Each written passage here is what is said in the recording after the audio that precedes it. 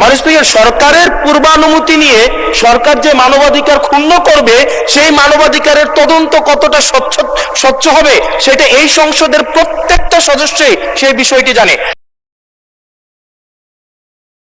মাননীয় স্পিকার, মানে এই সংসদে আজকে যেই পাটাতনের উপরে দাঁড়িয়ে আছি, এই সংসদটি প্রতিষ্ঠিত হয়েছে, এই সংসদের সংসদ নেতা, বিরোধী দলীয় নেতা, এই সংসদের ট্রেজারি বেঞ্চে যারা উপস্থিত আছেন, প্রত্যেকে এই সংসদে আসার পথে যেই ক্রান্তিকালীন পর্যায় অতিক্রম করে এখানে এসছে, এই পুরো জার্নির পিছনে যে আইনটি জড়িত সেটি নিয়ে হচ্ছে আমরা আজকে আপত্তি উত্থাপন করছি এবং সেটির জন্য 2 মিনিট, এটা এক ধরনের, মাননীয় স্পিকার, এটা খুবই অপ্রতুল।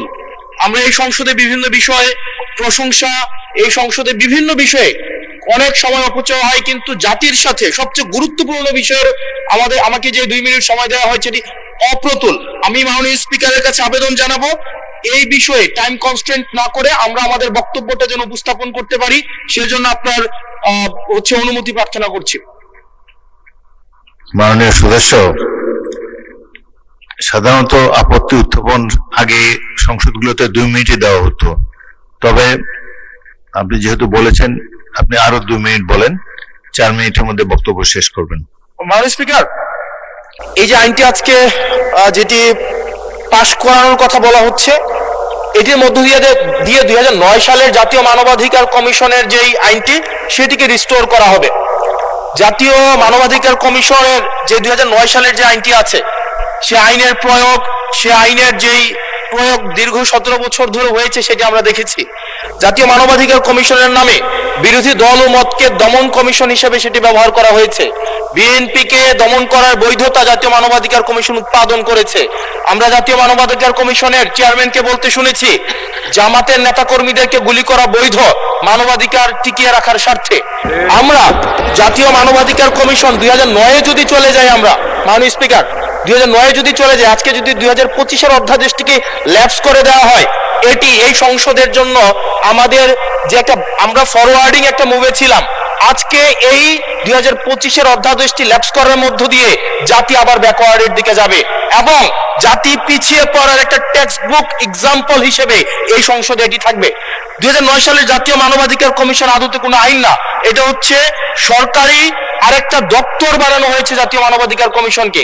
সেখানে স্পিকারের নেতৃত্বে যে সিলেকশন কমিটি করা হয়েছে, সেখানে স্বরাষ্ট্রমন্ত্রী থাকে, সেখানে আইনমন্ত্রী থাকে, সরকার দলীয় একজন এমপি থাকে এবং সেখানে মন্ত্রণালয়ের একজন সচিব থাকেন। অর্থাৎ একটা 6 সদস্য বিশিষ্ট একটা সিলেকশন বোর্ডের সেখানে 5 জনই হচ্ছে সরকার দলের।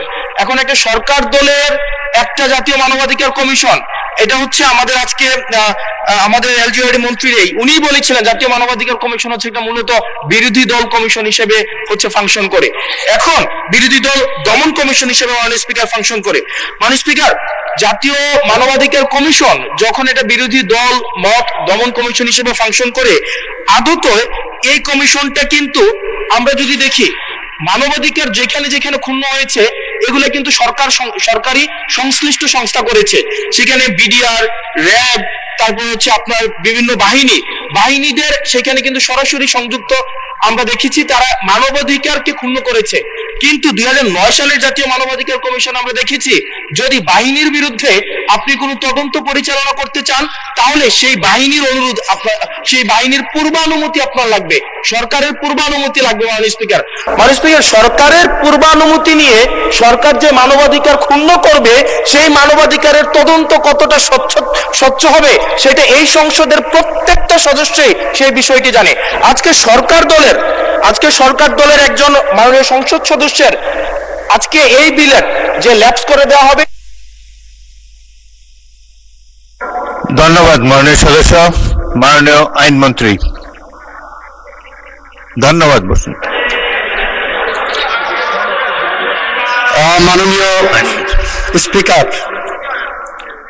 স্পিকার,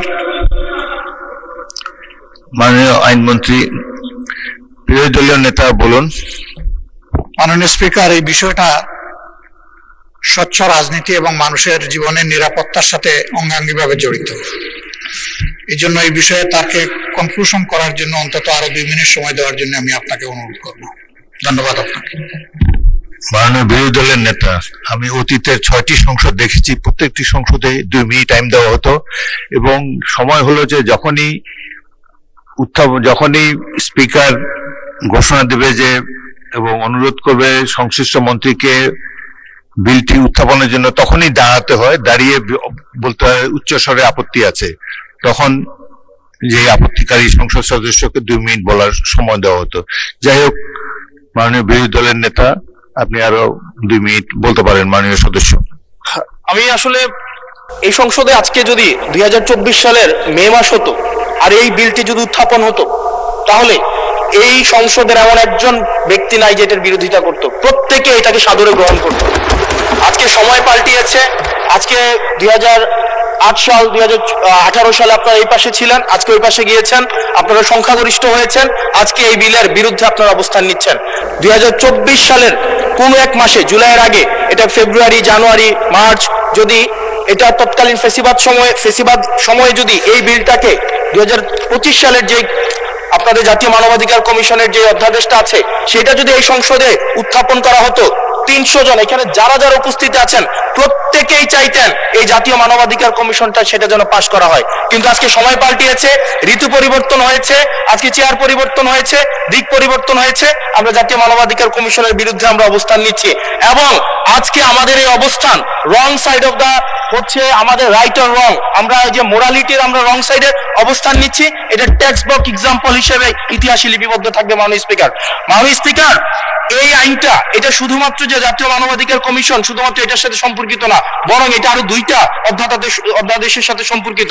এটা গুম অধ্যাদেশের সাথে সম্পর্কিত এবং আমাদের যে জুলাই গণ অভ্যুত্থান দায় এবং হচ্ছে আমাদের দায় মুক্তির যে অধ্যাদেশটা রয়েছে সেটার সাথে সম্পর্কিত। আজকে 2025 সালের জাতীয় মানবাধিকার কমিশন এটাকে ল্যাপস করার মধ্য দিয়ে আদতে বাকি 2টা অধ্যাদেশকে অর্নামেন্টাল করে ফেলা হয়। এটাকে আদতে সরকার এই পরবর্তীতে অধ্যাদেশগুলোকে রাজনৈতিক দমন পীড়নে যে ওয়েপনাইজ করবে না সেটির কোনো নিশ্চয়তা নেই। মাননীয় স্পিকার, আমাদের সবচেয়ে বড়, আমরা ইতিহাস থেকে কোনো শিক্ষা নেই না। আমি এই সংসদে দাঁড়িয়ে, এটা হিস্টোরিক্যাল ডকুমেন্ট হিসেবে থাকবে, এটা এই বছর পাস না হোক, আগামী বছর পাস না হোক, সংখ্যাগরিষ্ঠতার দোহাই দিয়ে হয়তো এটাকে ল্যাপস করা যাবে, কিন্তু এই সংসদে জাতীয় মানবাধিকার কমিশন অবশ্যই পাস হবেই হবে। মাননীয় স্পিকার, ধন্যবাদ মাননীয় সদস্য। মাননীয় আইনমন্ত্রী, এখন আইনমন্ত্রীর turn. Won't you speak, honourable minister? Yes, I want to. Let the I minister want to speak. reply. মাননীয় স্পিকার, আমার মাননীয় সংসদ সদস্য খুব সুন্দর সুন্দর বক্তৃতা দিয়েছেন।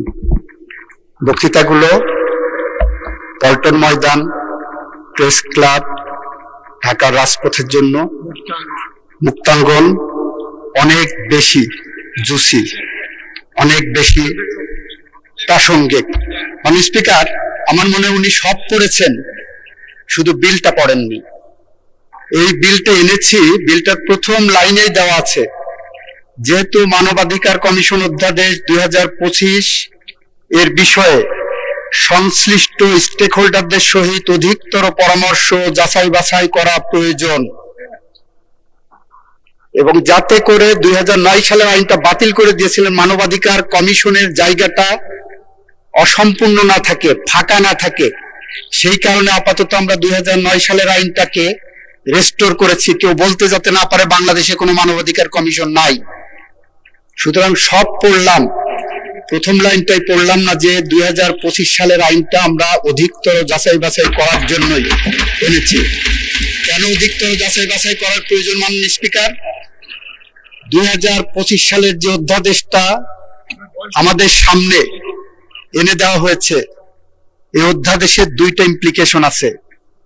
একটা ইমপ্লিকেশন হলো, আমরা যখন কোনো আইন করি, কোনো অ্যাকশন নেই, কোনো অ্যাক্ট করি, সেটা যদি এমন হয় যে এটা করেছি উইথ অ্যান আলটেরিয়র মোটিভ, এটা যদি এমন হয় যে এটা করেছি উইথ এ মেলাফাইডি মোটিভ, যদি এমন হয় যে বিএনপি ক্ষমতায় আসবে তাকে কোনোভাবে কাজ করতে দেওয়া হবে না, সেরকম উদ্দেশ্য যদি থাকে, সে ধরনের উদ্দেশ্যপূর্ণ আইন, আইনের ভাষায় বলছি, জুডিশিয়াল রিভিউয়ের ভাষায় বলছি, কনস্টিটিউশনাল ল এর একজন ছাত্র হিসেবে বলছি, that law is a void of initial law. মানে স্পিকার, মানবাধিকার কমিশন অধ্যাদেশ যেটা আনা হয়েছে 2025 সালের, সেই 25 সালের অধ্যাদেশের 16 ধারাটা যদি একটু কেউ ভালো করে পড়েন তাহলে দেখবেন এটা ভিকটিমের জন্য আরেকটি মানবাধিকার লঙ্ঘনের সমান। সেটা আমি আপনাদেরকে একটু পার্লামেন্টের সামনে বলছি। মাননীয় স্পিকার, এখানে বলা আছে মানবাধিকার কমিশন দুই ভাবে মানবাধিকার ভায়োলেশনের একটা বিষয় টেক আপ করতে পারবেন। একটা সুমোটো পারবেন, আর একটা কারো কমপ্লেনের বেসিসে পারবেন। ভালো কথা পারলেন। কমপ্লেনের বেসিসে নেওয়ার পরে কতদিনের মধ্যে এটা অনুসন্ধান বা তদন্তে পাঠাবেন তার কোনো গাইডলাইন নাই। তারপরে বললেন যেদিন পাঠাবেন সেদিন থেকে 30 দিনের মধ্যে একটা অনুসন্ধান হবে, অথবা তদন্তে সরাসরি পাঠাবেন। ভালো কথা। অনুসন্ধান করে প্রাথমিক সত্যতা পাওয়ার পর একটা 30 দিনের রিপোর্ট পাইলেন। সেই রিপোর্টের পরে কি করবেন? মানবাধিকার সংস্থা আবার একটা তদন্ত করবেন। কতদিনের মধ্যে তদন্ত করবেন সেটার গাইডলাইন নাই। ভালো কথা। আরেকটা রিপোর্ট নিলেন 2 মাস পরে, সেটাও ভালো কথা। রিপোর্ট নেওয়ার পরে দুই পক্ষকে ডাকাডাকি করবেন, দুই পক্ষকে শুনবেন। শোনার পরে ওনারা 4টা কাজ করতে পারবেন। নাম্বার 1, জরিমানা করতে পারবেন। change tv.press এক ফোঁটা হলুদ নেই।